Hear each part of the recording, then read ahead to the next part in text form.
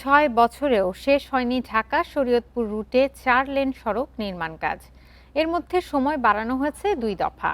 ২৭ kilometre সড়কের মধ্যে ৬ kilometre এলাকায় ভূমি অধিগ্রহণ জটিলতায় কাজ বন্ধ। এতে নিয়মিত ভোগান্তিতে পড়তে হচ্ছে যাত্রী ও চালকদের। পদ্মা সেতুর এক্সপ্রেসওয়ে যেখানে থেমেছে সেখানেই শুরু শরীয়তপুরে যাওয়ার এই সড়ক।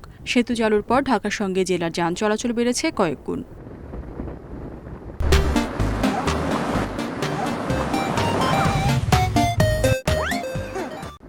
এই সড়কপথে শরীয়তপুর ছাড়াও মাদারীপুর, বরিশাল ও চাঁদপুরের কিছু এলাকার লোকজনও রাজধানীতে যাতায়াত করেন। তবে প্রায় ৬ কিলোমিটার অংশ বেহাল হওয়ায় ঝুঁকি নিয়ে চলাচল করছে বিভিন্ন যানবাহন।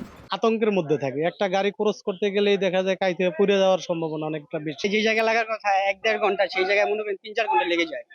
আর একটা রুগীকে যদি নিয়ে যাওয়া হয় এই রাস্তা দিয়ে, সে তো এমনি একজন রুগী। আরো মনে করেন তার সিরিয়াস অবস্থা হয়ে যায়। ভাঙ্গার ভিতরে পুরো পাতি ভেঙ্গা জায়গা, বডি ছুট্টা জায়গা, এক জায়গা থেকে নাটমাট ছুট্টা পুরো জায়গা। শরীয়তপুর জেলা শহর থেকে পদ্মা সেতুর এক্সপ্রেসওয়ে পর্যন্ত ২৭ কিলোমিটার সড়কটির নির্মাণ কাজ শুরু হয় ২০২১ সালে। এর মধ্যে ২৩ কিলোমিটারের সড়কের কাজ চলমান থাকলেও জমি অধিগ্রহণ জটিলতায় বাকি ৬ কিলোমিটার সড়ক ও কাজিরহাট সেতু নির্মাণ কাজ থমকে আছে। জমিটা কাইলদা দিতে দিতে এই যে ৫ বছর পার হয়ে গেল, আমাকে তো জমির টাকা দিল না। সরকারের কাছে আবেদন, আমাদের টাকাটা জানি দূরত্ব তারা অধিগ্রহণের টাকাটা জানি আমাকে দূরত্ব ভাগে তারা দেয়া দেয়।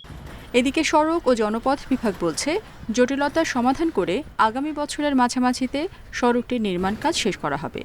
ভূমি অধিগ্রহণ আমরা এখনো পুরোপুরি বুঝে পাইনি। কিছু কিছু অংশ আমরা পাওয়া শুরু করেছি। তো ভূমি অধিগ্রহণ বুঝে পাওয়ার পরে আমরা আশা করছি যে বাকি যত দ্রুত সম্ভব কাজ ধরা যাবে এই অংশগুলো। শরীয়তপুর ঢাকা সড়কের উন্নয়নে ৩টি প্যাকেজের ব্যয় প্রায় ১,৬৮২ কোটি টাকা। Independent news.